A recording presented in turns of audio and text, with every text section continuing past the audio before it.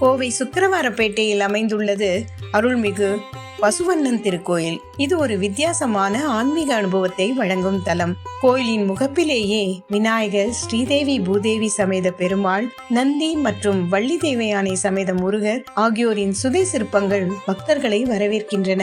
உள்ளே நுழைந்தவுடன் பசுவண்ணன் என்ற திருநாமத்தில் அருள் பாலிக்கும் சித்தி விநாயகர் மூலவராக வீற்றிருந்து பக்தர்களுக்கு அருள் புரிகிறார். அர்த்த மண்டபத்தில் சிவலிங்கமும் நந்தியும், தனித்தனி சந்நிதிகளில் பெருமாள், முருகர், ஆஞ்சநேயர், விஷ்ணுதுர்கை, தட்சிணாமூர்த்தி நவகிரகங்களும் அருள் புரிகின்றனர். இந்த தலத்தின் தலபுராணம் ராவணன் ஆத்மலிங்கம் சம்பவத்துடன் தொடர்புடையது.